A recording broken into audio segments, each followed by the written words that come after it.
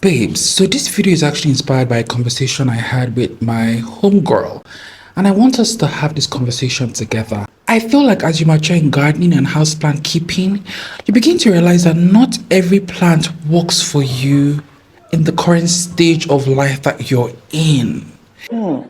Perhaps your environment isn't suited for certain plants. Perhaps your current occupation, your current work schedule, you're now a mom of 50 children. So you don't necessarily have the time. You're now in a phase of your life where certain plants may just not fit in. So I have a list of plants that even though they are not problematic, so to speak, even though they are not particularly difficult right now in the stage of my life, especially as 40 is around the corner, these plants just will not work. We've faffed enough. Let's get to the nitty-gritty, and the first plant on this list, it's Hoyas. It's Hoyas. Guys, in as much as I may slander Hoyas every now and then, deep down inside, I've always wanted to be part of the Hoya cool kids of society. I've always thought that Hoyas looked really yummy, especially the succulent ones with fat leaves, the latifolia, the sarawak. Oh my goodness, I just always used to find them, and I still do find them very yummy and captivating. And at one point in my life, I was a Hoya cool girly of society. I had several Hoyas in my previous apartment, and they were all doing well. And I was really, really proud of my Hoya collection. And then I moved to this apartment and it went south. Every single Hoya in my collection started to decline. At one point I asked myself, oh my God, is this house jinxed? What could the problem be? But I've come to realize that this change of environment, my current apartment and my current growing conditions are just not suitable for my Hoyas. Unfortunately, I cannot replicate the setup I once had. In my previous apartment, I had 2 growth canopies with shade nets all around them, and the Hoyas grew nestled underneath them, and they just absolutely loved it. In this new apartment, unfortunately, I can't replicate that. My landlord will not allow me to do so, and I have very limited shaded space. Also, this current apartment is west and south facing. So it's literally hellfire here. It gets really, really hot outdoors, especially during the dry season. And it also gets pretty hot indoors. In fact, let me show you the current temperature of what it is right now indoors. Babes, this is 31 degrees Celsius indoors in my living room. 31 degrees Celsius. This is pretty much summer weather for the girlies in Canada and Scotland. So this my current apartment, both indoors and outdoors, is a lot more warmer and hotter, and unfortunately my Hoyas don't seem to appreciate it and like it. So I had to make the very difficult decision early in the year to just get rid of a lot of my Hoyas. They were looking like a pathetic sight to behold. So I had to actually sell some, and then the rest I binned in my compost bin. And I've come to accept the fact that, look, you may love those Hoyas, you may want to be a Hoya cool kid of society, but you just can't pull them off in your current apartment. And that is the way life works. You just need to know what works for you, what works for your environment, and stick to that. Stop trying to make something work when it's just not meant to be.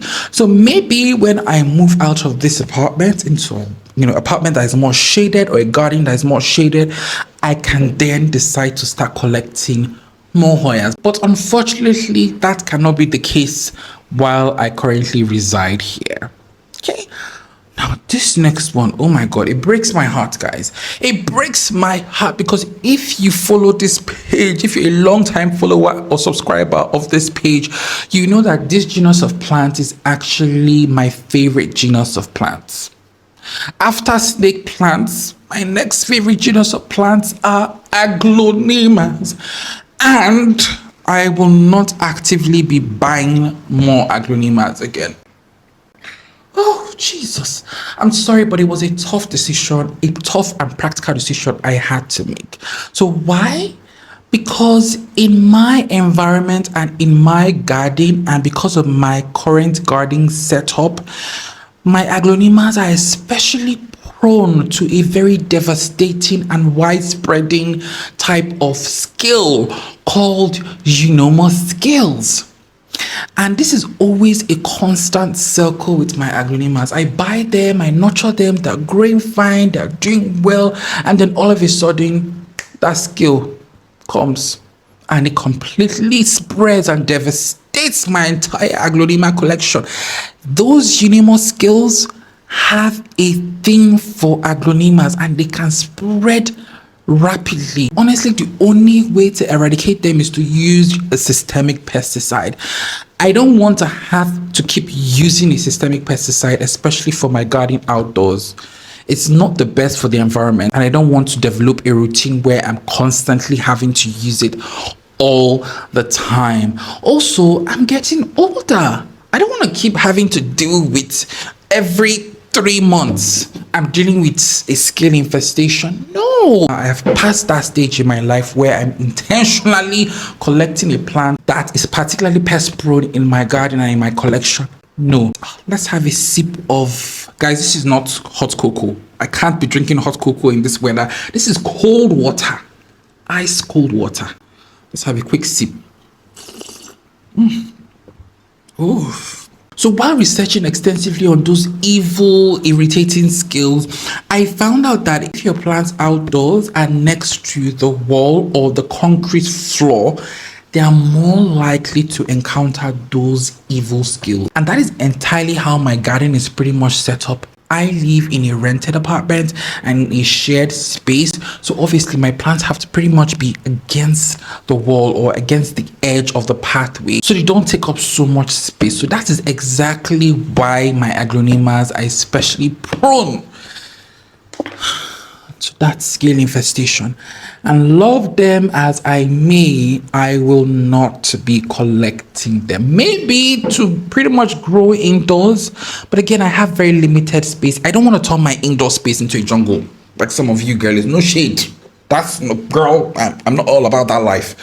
So maybe if there's one I really like, then I will then try to grow it indoors. But for the most part, I'm just not actively buying aglaonemas anymore, and it hurts me. Now, this next one, a lot of people often mistake plants in this genus to aglaonemas because they do look quite similar. Ladies and gentlemen, it's Dieffenbachia. Yeah, Dieffenbachia. So some of you know I have one iconic and yummy looking Dieffenbachia, Big Ben variegata, and I plan to leave it at just that one. I don't plan to get any more Dieffenbachias. You know why? Because they grow to be ugly. I'm sorry, to me, as the plant matures, it just starts to shed the lower leaves and starts to produce this really ugly, bare looking trunk that I personally don't like. I find it very repulsive. And a while back, I was watching someone's YouTube video, a plant with roots. I think that's the channel. I watch her videos often, and I think she was on a holiday in the Caribbean or something, and then she noticed that in the wild or in their native habitat, these Dieffenbachias will produce that bare stump, so that when there's like wind or heavy rain and the plant is tossed on the ground, it will then from that bare stump propagate itself, root itself, and then just multiply and grow, which makes perfect sense. So I guess that's how they grow naturally. That's how God created them to grow and look like. But I don't want that in my collection and in my garden. So yeah, I'm not, apart from this Dieffenbachia Big Ben variegata, which doesn't seem to exhibit that trait, thankfully. But outside of that, it's a no for me, love. It's a no for me, love. Okay, so this next one, do you remember when this plant used to be the reigning plant in town? Every single one of the Instagram girlies used to just intimidate us with this plant. It's the Philodendron gloriosum. And how the mighty has fallen. This plant used to be the it girl in the global society of plant collecting. Anyways, this plant is a gorgeous, beautiful plant, Philodendron gloriosum. She has beautiful leaves, beautiful veination.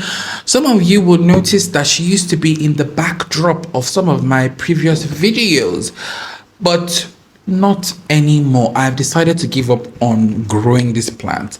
And why?